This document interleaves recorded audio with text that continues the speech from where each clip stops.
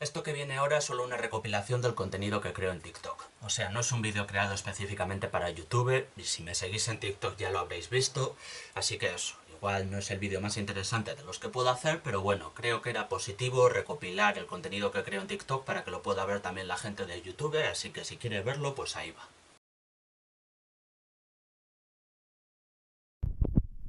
El tema de las adicciones combinándose me parece muy curioso. Lo que pasa es que es difícil sacar conclusiones de ese tema. Es difícil saber si es que una adicción vuelve a una persona más propensa a después tener otra, o si es porque las personas de por sí, por su personalidad, pues hay gente más propensa a tener adicciones y por eso es posible o incluso probable desarrollar dos o más a la vez.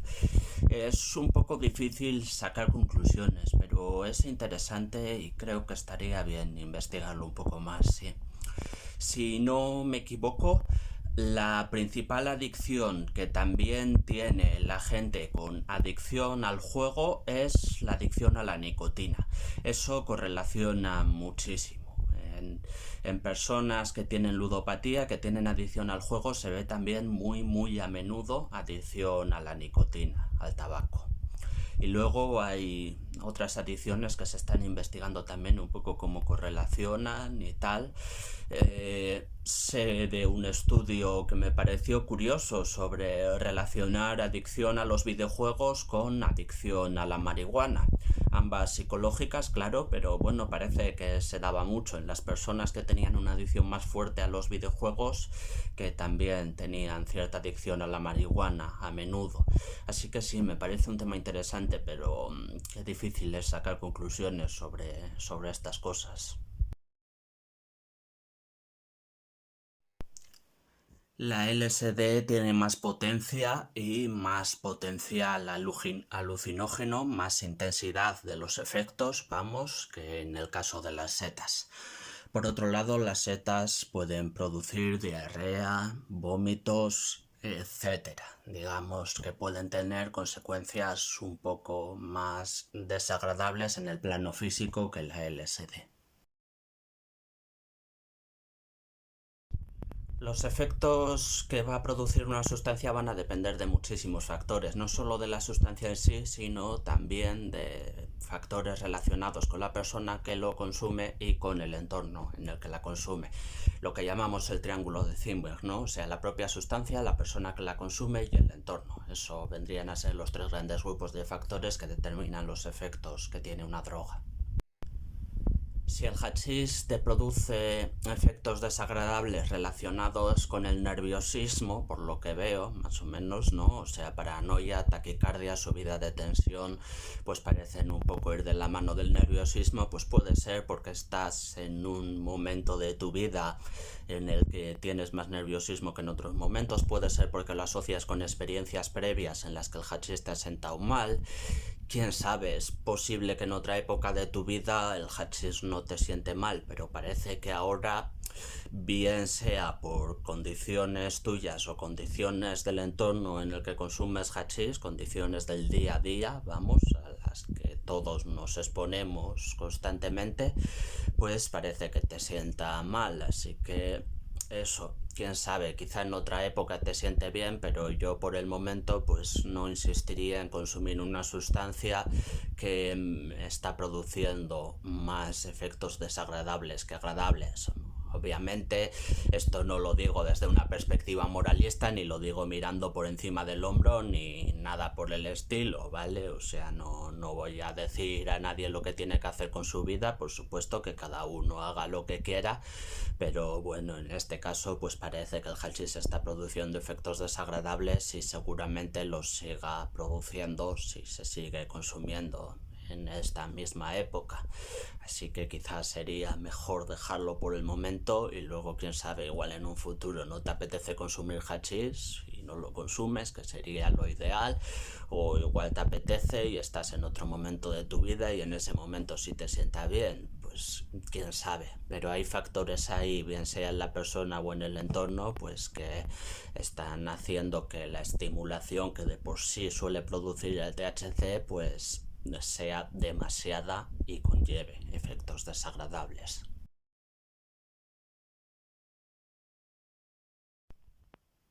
No sé si habrá un gen o un conjunto de genes que predisponga a una persona a ser más vulnerable ante las adicciones. Pero eso sí, creo que de haberlo o de haberlos, su efecto sería bastante pequeño, bastante reducido. Creo que el aprendizaje, el medio en el que nos educamos, en el que crecemos, las relaciones que establecemos, etcétera, o sea, lo que es la influencia del entorno y del aprendizaje a lo largo de la vida, creo que eso es mucho más determinante que un posible gen para saber cuál va a ser nuestra vulnerabilidad ante una adicción o saber el riesgo que tenemos de caer en una adicción. Creo que el aprendizaje y el entorno, los factores socioculturales y tal, hacen mucho más que los genes.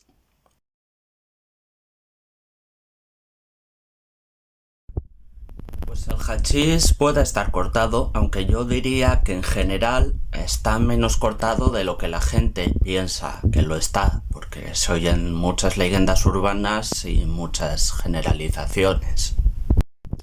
La verdad es que cuando se analiza hachís, pues básicamente no se suele encontrar nada que no sea materia vegetal. Entonces, bueno, alguna de esa materia vegetal, o toda en algunos casos, vete a saber, pues puede haber sido añadida a modo de corte, pues como la planta de la ajena, igual que es vagamente parecida en ese aspecto y tal vez se podría usar para cortar el hachís, pero normalmente lo que se ve en los análisis no corresponde a una intención de cortar el hachís, sino a que el hachís es de mala calidad. O sea, lo que tiene es materia vegetal de la propia planta de la marihuana que no debería tener. Pues ramitas y hojas y partes de la planta que no son los tricomas, que se supone que es lo que busca aglutinar el hachís, vamos. Puede haber excepciones, sí, claro, pues sobre todo quizá un poco de cara a gente más primeriza en el mundo del cannabis, pues que alguien pueda pensar que es más fácil engañarles, ¿no? Seguro que conocemos alguna anécdota de gente que le han vendido regaliz o goma como si fuera hachís. Yo desde luego sí conozco alguna. La goma de Puerta de Erandio, qué tiempos, pero bueno. Pero lo normal, lo más frecuente, es encontrar que el hachís no está cortado y si está cortado lo está con una materia vegetal relativamente inocua. O sea, va a hacer daño a los pulmones, pero va a hacer daño a los pulmones igual que lo haría el hachís. Quiero decir que normalmente no se corta con una sustancia que sea más perjudicial que el propio hachís, lo que al menos supone cierto alivio de cara a la salud. Se oyen muchas historias, leyendas urbanas y tal, de que si se cortaba el hachís con heroína o no sé qué, pero bueno, la realidad es que el hachís no suele estar cortado más que con otras materias vegetales como henna o otros productos como leche en polvo o así, y aún así rara vez se hace eso porque, bueno, yo creo que porque es una sustancia barata y al final pues tampoco se saca un beneficio de la hostia añadiéndole corte y además muchos de los cortes pues se pueden notar y disminuyen notablemente la calidad y la persona no va a volver a comprar. Entonces yo creo que por eso, por el precio y la relación calidad-precio que tendría cortarlo, pues yo creo que no se tiende a cortarlo mucho. Pero eso, lo que vemos normalmente es hachís de mala calidad o con añadidos vegetales, pero no con cortes peligrosos.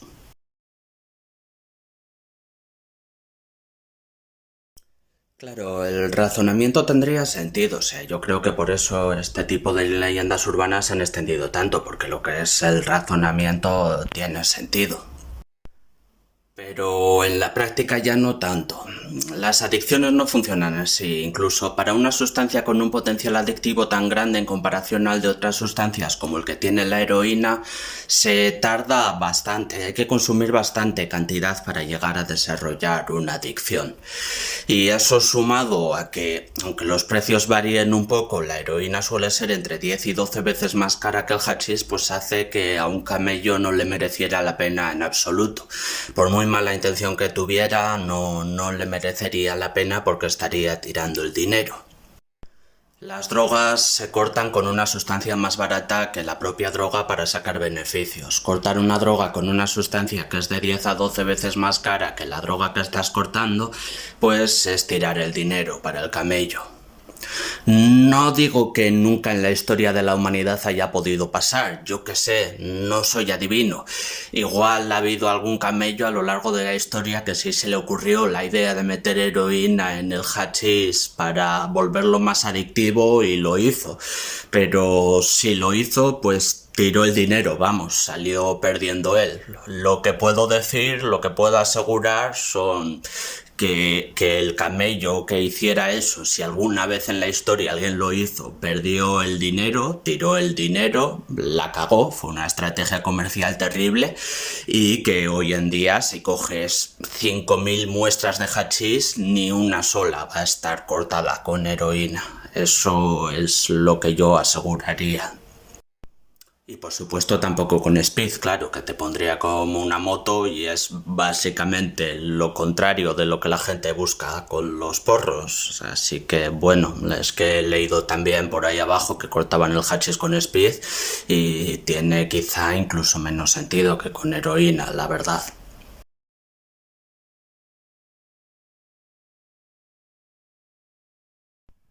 Esta pregunta me parece muy interesante, muy difícil y muy polémica, por la gran variedad que hay en los testimonios que he escuchado de gente que ha pasado el mono de heroína, incluso en condiciones similares, claro, o sea, no estoy hablando de comparar el mono que sufre alguien que está enganchadísimo con el mono que sufre alguien que, por así decirlo, acaba de empezar, no, estoy hablando de gente igual de enganchada y que aún así sus testimonios sobre el mono varían mucho. Bueno, lo primero, obviamente, se pasa mal. Eso es algo en lo que todos los testimonios coinciden, ¿no? Ningún testimonio te va a decir, nah, no es nada, apenas se nota, no, pasarse mal sí se pasa mal. Pero hay gente que lo describe como prácticamente un infierno, como la peor experiencia que ha tenido en su vida con diferencia. Y hay gente que curiosamente pues dice, bueno, es duro, sí, pero como una gripe o algo así, pues me dolía todo el cuerpo, vomitaba, temblaba, tenía diarrea, me dolía la cabeza, pero eso, como una gripe, no ha sido lo peor de mi vida. Curiosamente son dos cosas que pueden pasar y no sé muy bien por qué y es un tema que me interesa. Los testimonios del primer tipo abundan más, ¿eh? O sea, realmente hay gente que lo ha pasado muy mal y que ha sido una de las peores experiencias de su vida, más a menudo. Pero me interesa un poco esto, sí, el encontrarte también con gente que dice que se pasa mal pero no es tan grave, que es más o menos lo que tú preguntabas. Y no sé a qué puede deberse esta diferencia, no sé si influirá quizá las creencias previas hasta cierto punto. Igual la gente que tenía asumido que el mono iba a ser terrible realmente lo percibe como algo muy terrible y no sé, es que no sé por qué hay esta variedad, pero me parece interesante saber que pueden pasar las dos cosas. Y voy a subrayarlo y destacarlo por si acaso, que no quiero que haya ningún malentendido. Con esto no pretendo para nada quitar validez o credibilidad a los testimonios de la gente para la que ha sido una de las peores experiencias de su vida, ¿eh? O sea, lo único que digo es que hay gente que ha sufrido, que lo ha pasado mal, pero que dice que tampoco es tan duro como se suele reflejar. Pero obviamente la gente que dice que sí está tan duro como se suele reflejar o incluso peor, pues es porque lo ha experimentado así y no quiero quitarle para nada validez a su testimonio. Ya te digo, la gente que lo ha pasado mal, de verdad lo ha pasado mal y de verdad ha sido una de las peores experiencias de su vida, ¿vale? O sea, eso es así, no pretendo quitarles credibilidad para nada.